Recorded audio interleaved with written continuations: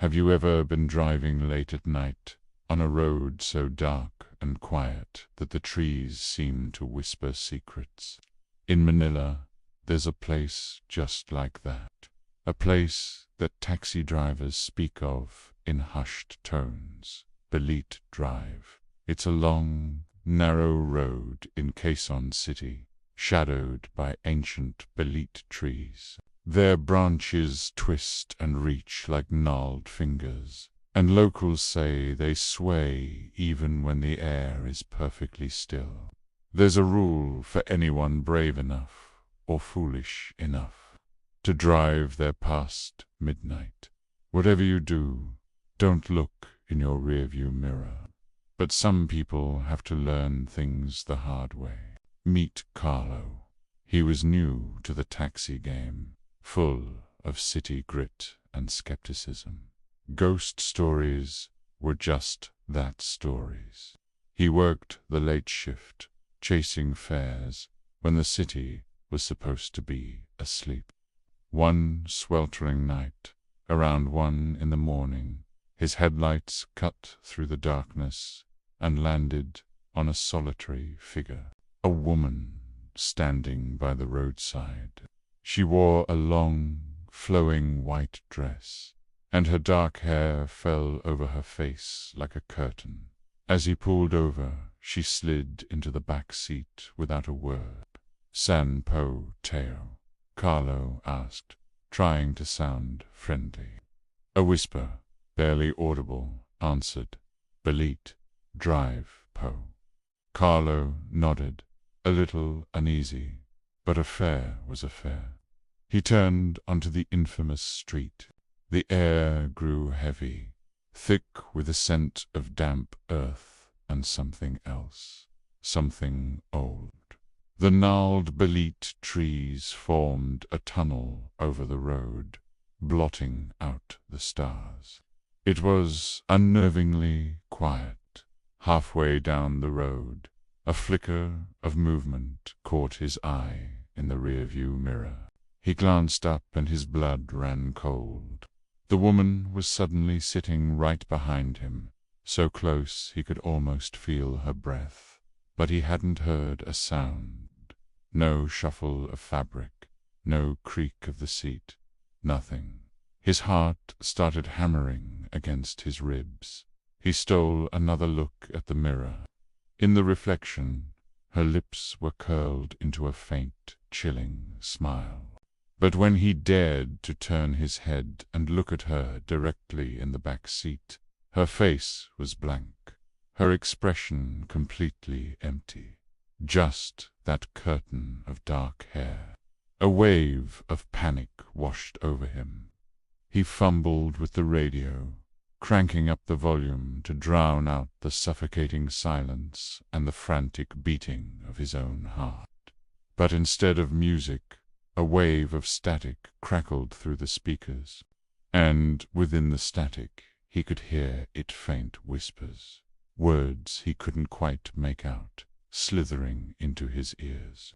He was sweating now, his hands slick on the steering wheel. Then her voice, soft as a sigh, cut through the static right beside his ear. "You see me now," she whispered. "You shouldn't have looked." Carlos' foot slammed on the brake pedal. The taxi screeched to a halt, the tires protesting against the asphalt. He whipped around, his eyes wide with terror. The back seat was empty. She was gone. A shaky, nervous laugh escaped his lips. "Okay, Carlo, you're just tired," he muttered to himself. "Time to get off this cursed road." He threw the car into drive, peeling away, desperate to leave Balete Drive behind. But as he drove, a horrifying realization dawned on him. He was still on the same street. The same ancient trees lined both sides of the road, their shadows dancing in his headlights. He drove faster and faster, but the scenery never changed. It was an endless loop of asphalt and gnarled branches. He glanced down at the meter, hoping for some connection to reality. The numbers were climbing, ticking up with an unnatural speed. Philippine peso 666.00. His eyes widened. Philippine peso 667.00. Philippine peso 668.00. The meter was mocking him, counting up to some terrible, unknown price. The static from the radio intensified, and this time the whisper was crystal clear, a single command that echoed in the small car. Turn round. He couldn't help it. His body moved on its own, his head turning slowly, stiffly, as if pulled by an invisible string. And there she was, not in the back seat, right next to him, in the passenger seat. Her face was finally visible. It was deathly pale, like polished bone.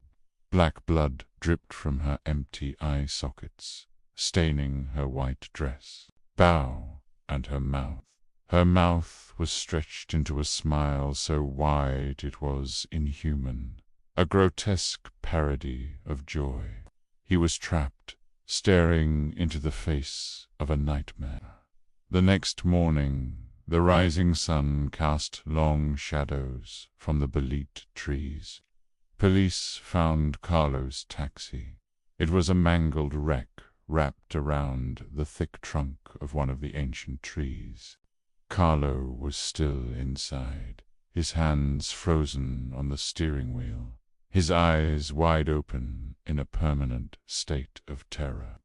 The first responders noted something strange. On the inside of the cracked windshield, there were faint, ghostly handprints. The story doesn't end there. Some say Carlo never left Balete Drive. They say, on certain nights, if you look down that long, dark road, you might see the flickering headlights of a lone taxi. The meter is always frozen at Philippine peso 666.00. And if you're ever in that part of Quezon City late at night and hail a cab, take a good look at the driver. If he seems pale, unnervingly silent, and refuses to meet your gaze in the rearview mirror, check the license plate. If it reads TXI 666, run. Don't get in, because in that ride, you might not be the passenger. You might just be the replacement. Thanks for joining me on this terrifying trip down Balete Drive. If you enjoyed this story, make sure to hit that like button and subscribe for more chills. Stay safe out there, and remember, always check the back seat.